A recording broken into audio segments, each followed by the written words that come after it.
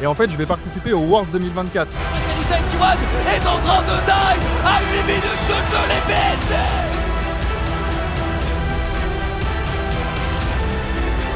Vous avez trop de choses en fait. Je suis perdu, je sais plus.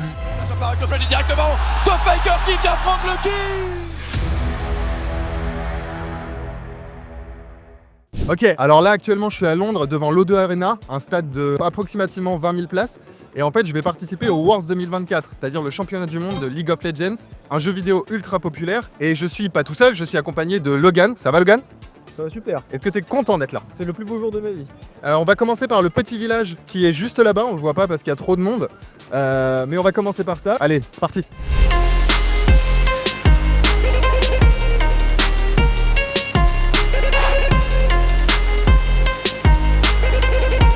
Ok, alors l'O2 Arena, c'est la plus grande salle couverte de Londres, capacité 20 000 personnes. Je pense que là, c'est complètement complet, vu le monde qu'il y a. Et là, ce que vous voyez ici, c'est le village de Riot. Donc, il y a les sponsors des joueurs, notamment Mercedes-Benz, qui sponsorise les favoris, l'équipe T1, une équipe coréenne. Vous avez le merch de Riot qui est pris d'assaut. Et vous avez trop de choses en fait. Vous avez du cosplay, vous avez les dernières performances techniques de PC, vous avez... Je suis perdu, je sais plus.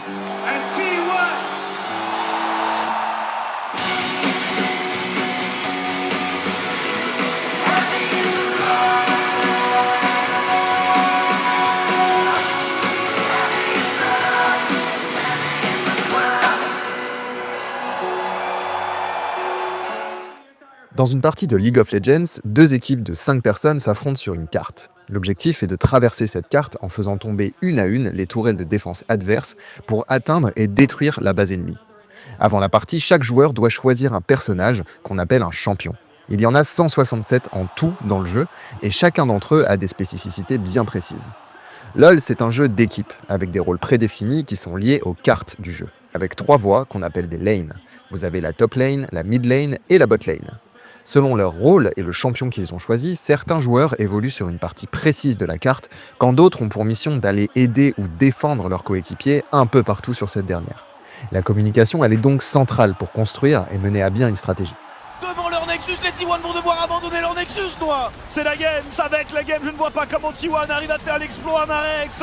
Et c'est la chasse, il ne reste plus qu'une tourelle devant le Nexus. Et les Bilibili avancent sans jamais...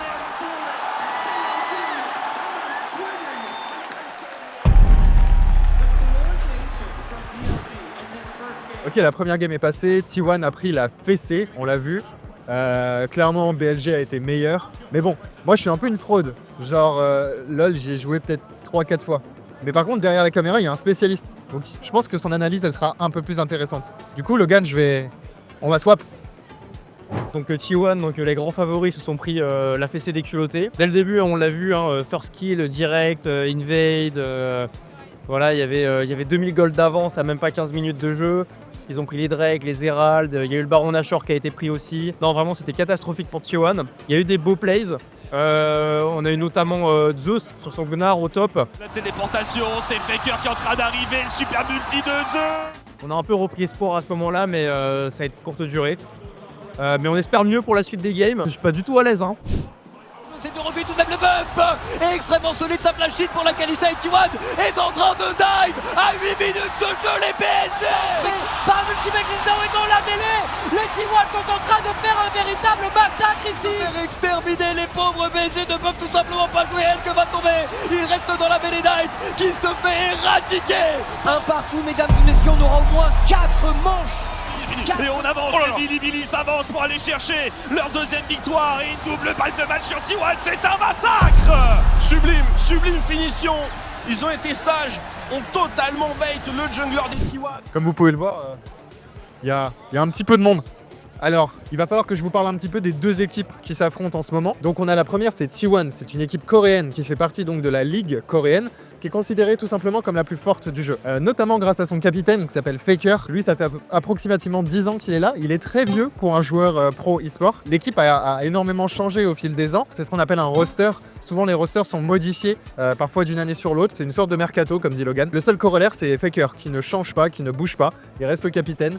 Et il est considéré comme une légende de l'e-sport en général, en fait. De LoL, League of Legends, mais également de l'e-sport en général. Donc T1 détient déjà 4 titres mondiaux. Et là, ils sont en lice donc pour leur 5e titre, dont il me semble 2e d'affilée. Et face à eux, on a Bilibili, BLG.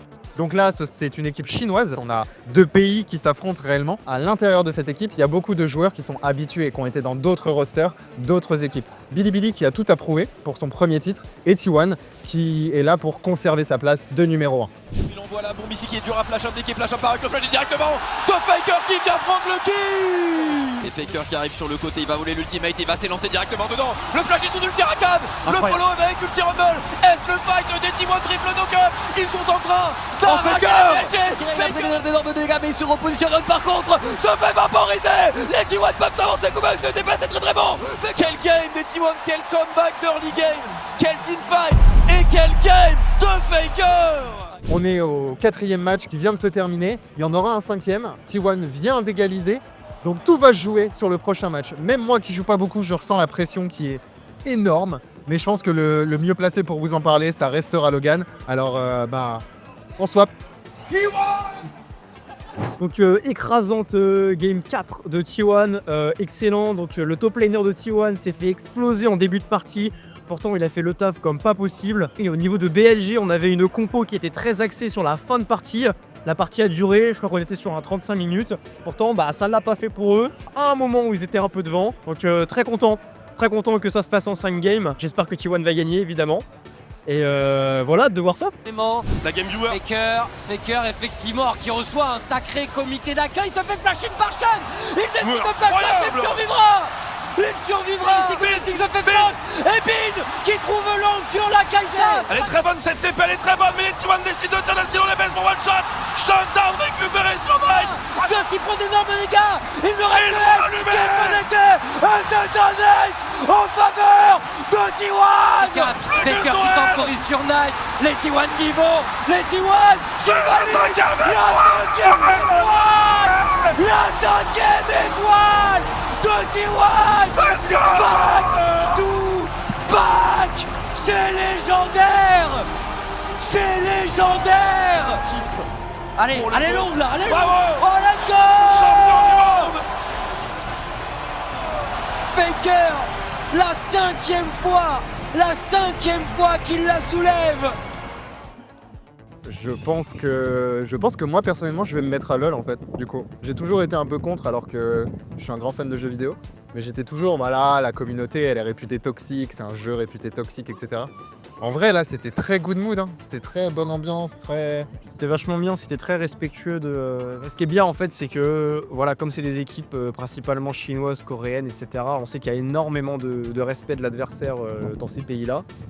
Et voilà ce qui fait qu'on est heureux pour les gagnants, mais on est aussi malheureux pour les perdants. Ouais. Chose qu'il n'y a pas forcément dans des sports plus tradis comme le foot, où voilà, on est bien content de trash talk son adversaire. Et, BLG, ils étaient atterrés à la... Mais en tout cas, merci de nous avoir suivis là-dessus. C'était incroyable. Et on se dit à plus tard pour d'autres aventures. d'autres aventures. À l'étranger peut-être. C'est ça. Allez, let's go. Ciao.